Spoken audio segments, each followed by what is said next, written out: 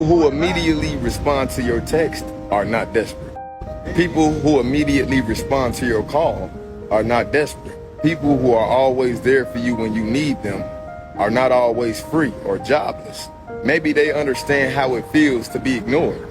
Maybe they know what it feels like to be left alone. Because maybe they were left alone when they needed someone. Maybe they love you. Maybe they made you their priority. Never take them for granted, please. Never lose them. They are gold. Believe somebody when they've showed me who they are by way of how they've treated other people.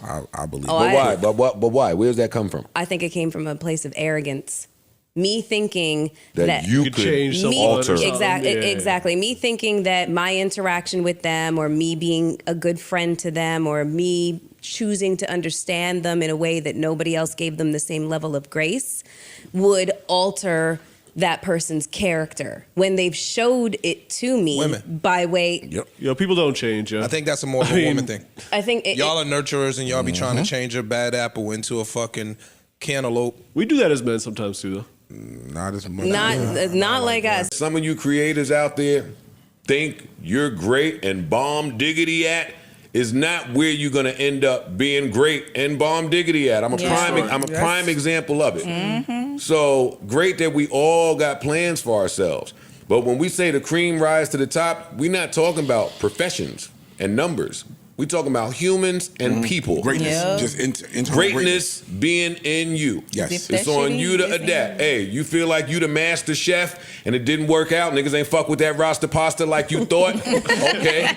It's time to go write maybe a chef book. Yeah. It's maybe go time to get the young chef that has the appeal to the people. You don't lose track of what you're great at. You just gotta find a different way to be great with what you have. Yeah, I hate hearing that from people. Like, people say that about me all the time, and it's like triggering. Like, because I thought that I should have been proud of yourself, and it's really tough for me to do that. Well, pride is a cardinal sin, and there's a reason for that. And there's a reason that pride goes before a fall. And I don't think you should be proud of yourself. I don't think that's the right terminology. Okay. And I think that's a place where our culture has really fallen off the rails. It's like, you should be convinced in your heart that you're doing the best you can with what you've been given, right? And hopefully that'll make you less anxious and it'll make you more hopeful. But, you should have the same kind of regard for yourself that you have for someone that you love. And that's not pride. It would be lovely if you could orient your thoughts to yourself so that you could allow yourself to be pleased if you thrived. That makes sense. 1000%. We just use things at our convenience. I just think everybody groupies and they just hear these terms and they rock with the terms and they run with it. And most times they don't even know what that shit means. I saw some shit where a nigga was talking about narcissism, and he was basically going on to say how if you look up the definition of narcissism, it means like believing highly in oneself. And he's saying, why would we push our kids away from narcissism? And then he conversely read the definition of being humble. And whatever dictionary he used, the definition of humble was almost like mad passive, not having any backbone. Yeah, hope in yourself. Faith in yourself, et cetera, et cetera. And he's like, we always try to commend the humble and we shoot at the narcissist or narcissism. And he was like, yo, it should be the opposite. So these buzzwords be having people running around. They don't know what the fuck they be saying. They just say it because it's popular. I totally agree with that. To him, he's gonna maintain his ethical orientation and aim up. And I think but then you think, look, man, forget about the religious trappings. Here's hell. Hell is when you get cancer. And then you're bitter and resentful about it and you make your last 6 months a living fucking nightmare. Right, and so you might say, well, you've got cancer and that sucks, and no doubt it sucks, and maybe it's unfair, and probably it is, and maybe even, God and Satan themselves bet against you. You're going to aim up and maintain your dignity and your integrity, or are you going to take a bad situation and make it into every goddamn nightmare you can possibly imagine? Think, well, of course you have to aim up no matter what happens to you. And you think, well, that's not fair. It's like, well, it's better than the alternative. Yeah. And what does fair have to do with it? What's your choice? You're going to dig a deeper pit? Or are you going to have some integrity in the face of life's catastrophe? You know, and I think we know the answer to that, because when you meet people who have integrity in the face of catastrophe, you're struck with admiration for them. Yeah. Right. So that's your heart speaking, man. Like, what's going on? I'm like, yeah, I'm straight. Rough morning. Are you good? I was like, yeah, I'm good. I said, are you really good or are you dying on the inside? And that's crazy because don't nobody ever asked that shit. Or because man, we're just good. We're just good, but we're not. We be fronting, man. Me and my girl been having those awkward moments as of late where she'd be like, are you good? And I'll say, I'm good. But you're not really good. You're not really good. Man, I'm man good. I'm what you want me to do? I got it. I'm good. I'm good. I'm not gonna complain to you about I'm good. But wait, stop right there. Oh shit. You just said, I'm not gonna complain about whatever, not being That was good. a poor choice of words.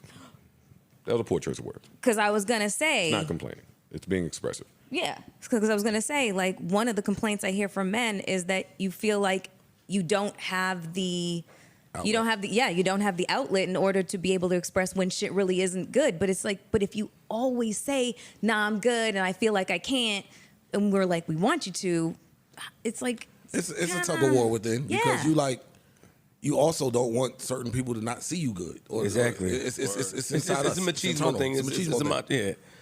You don't want. Like I told my girl, there's been times where you thought I was good and I'm fucked up in the head because I'm trying to figure out A, B, C, and D.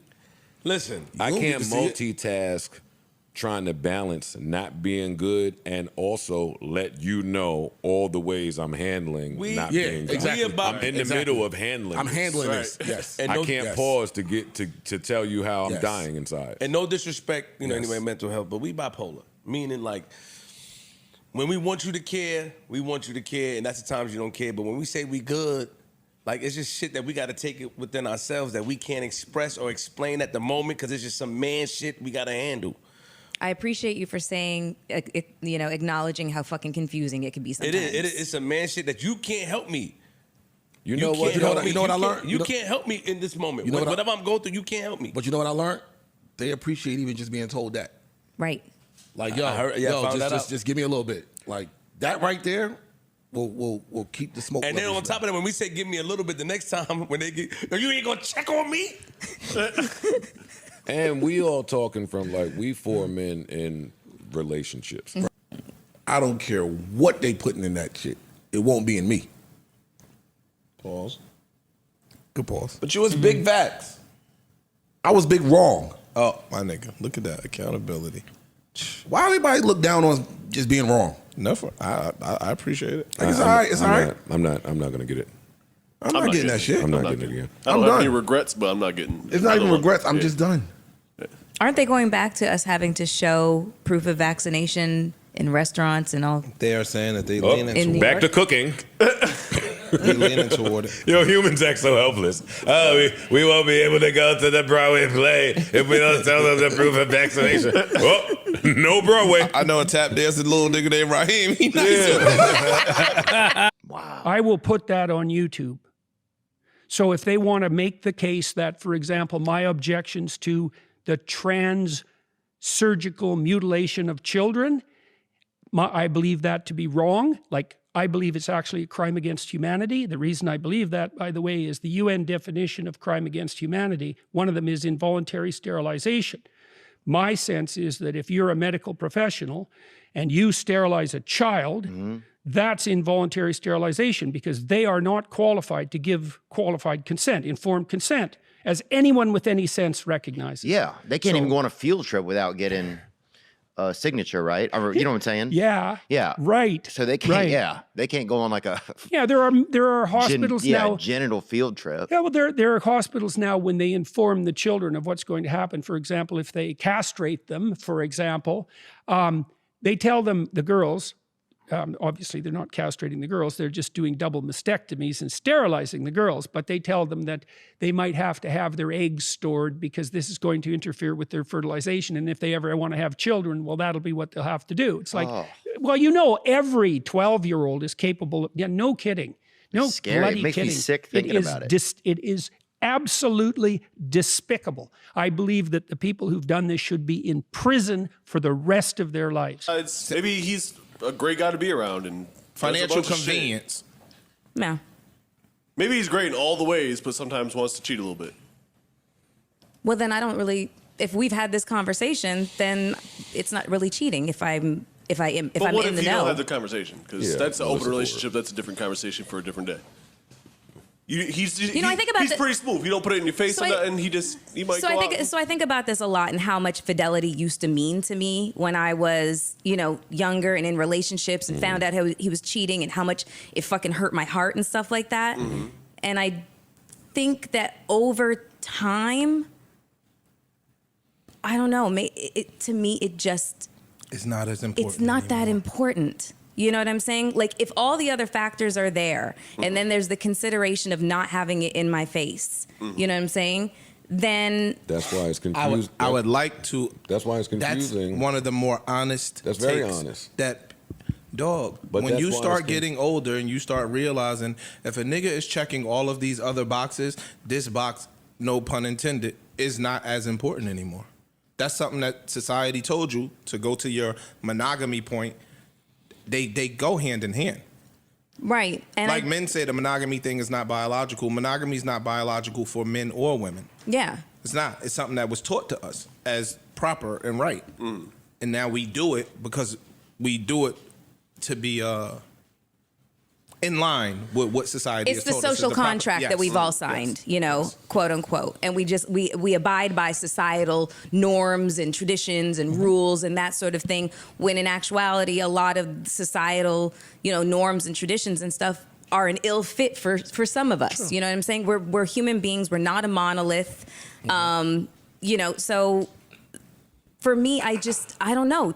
To me, it just doesn't seem like that big of a deal when I put in the hierarchy of my needs, that falls like towards the bottom.